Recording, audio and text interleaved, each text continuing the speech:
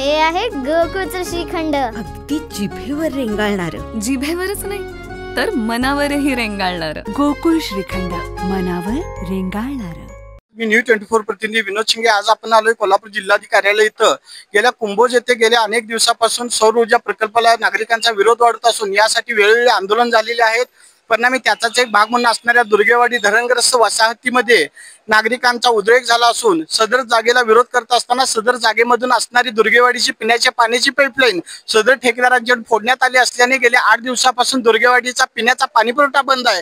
याबद्दल सगळे नागरिकांनी तीव्र संताप व्यक्त होत असून मेन दुर्गेवाडी नंबर 2 ला जोडणारा रस्ता ठेकेदारांनी बंद केल्याने जिल्हाधिकारी याकडे जाणीवपूर्वक दुर्लक्ष करत असून लोकप्रतिनिधींचं नेमकं चाललंय काय हे विचारण्यासाठी सर्व ग्रामस्थ आज रस्त्यावर उतरले आहेत. आपल्या समेत दुर्गेवाडीच्या नागरिक आहेत. काय समस्या आहे? दुर्गेवाडीतील पाण्याची समस्या आहे. जिल्हाधिकाऱ्यांना सांगण्याची विनंती आहे माझी. 2 नंबर वसाहतीला रोड जोडल्यामुळं तिथं मध्येच सौर ऊर्जाचं काम चालू आहे आणि तिथून आमची पाईपलाईन लिकेज झालेली आहे.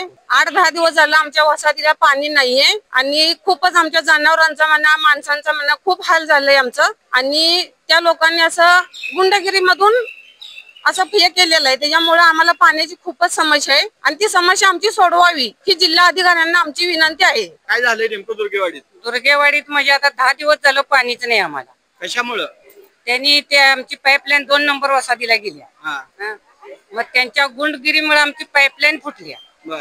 मग त्याच्यामध्ये आम्हाला दुरुस्त करायला हात जाऊ देत नाहीत त्यांनी. मग आम्हाला पाण्याची म्हणजे आता कुठंच पाणी नाही आम्हाला भेटत. मग आम्ही आता काय प्यायचं म्हणून आम्ही आता जिल्हा अधिकाऱ्याजवळ आलोया. त्यांनी आमची सोय. लाखो लोकांच्या सोयीसाठी आपण पाण्यासाठी धरणग्रस्त म्हणून आपलं गाव सोडून पुन्हा इथं पुनर्वसित झालात आणि 30 लोक आज पाण्यापासून वंचित आहेत. याबद्दल एक सरपंच म्हणून आपलं मत काय? नमस्कार. तुमच्या सर्व टीव्ही चॅनलचं पहिलं अभिनंदन करतो. 1989 ला ही प्रकल्पग्रस्त वसाहत धरणग्रस्त वसाहत कुंभोज या ठिकाणी स्थापित झाली. गेले 30 वर्ष हा प्रकल्प धरणग्रस्तांना ज्या पाण्यासाठी गाव सोडावं लागलं त्या पाण्यासाठी अजून आम्हाला संघर्ष करावा लागत आहे. राष्ट्रीय पेयजल मधून जी आमची पाईपलाईन जी झाली आणि ती पाईपलाईन झाल्यानंतर गेले 5 वर्षापूर्वी आम्ही ह्या पाण्याचा लाभ घेतोय. पण आता हा सोलरचा जो प्लांट जो चालू आहे आणि त्या प्लांट मुळे आता गेले 8 दिवस झालं की जी आमची मेन पाईपलाईन आहे ती ह्या ठेकेदारांनी फोडलेली आहे आणि आता आमच्या ह्या पूर्ण दुर्गेवाडी गावामध्ये पाण्याचा इतका मोठा अतोनात हे झाला आहे, त्रास होतोय लोकांना नागरिकांना. आणि ह्याचा हा कुठंतरी हा विचार माननीय जिल्हाधिकाऱ्यांनी करावा. मुळात ही वसाहत नंबर 1 आणि वसाहत नंबर 2 वसाहती झालेल्या आहेत.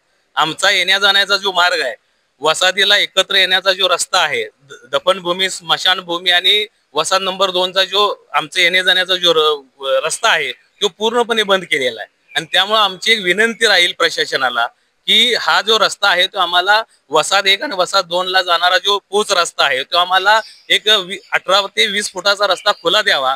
त्या रस्त्यालगत आमची जी असणारी जी पाईपलाईन आहे ती पाईपलाईन सुद्धा आम्हाला तुमच्या प्रशासनानं आम्हाला तशी एक तसं आदेश द्यावा की ही तुम्हाला कायमस्वरूपी रस्ता वसाहत 1 आणि वसाहत 2 ला जोडणारा रस्ता आहे तो कायमस्वरूपी खुला राहील.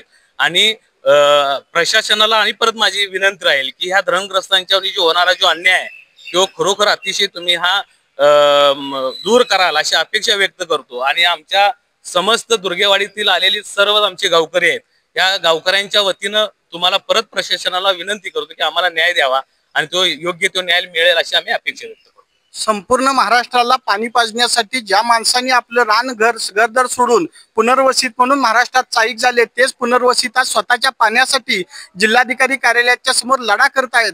परिणामी कुंभोजच्या सौर ऊर्जा प्रकल्पाला तात्काळ विरोध न झाल्यास बंद न झाल्यास विश्वजित माने असतील अरुण जमने असतील यांनी 15 ऑगस्ट दिवशी केलेला आत्मदहनाचा प्रयत्न परिणामी दुर्गेवाडी ग्रामस्थांचा रस्त्यावरचे आंदोलन याला कुठेतरी उग्र स्वरूप येण्याचं चित्र दिसत असल्याचं मत व्यक्त होत आहे. न्यूज 24 साठी विनोद शिंगे, कुंभोज.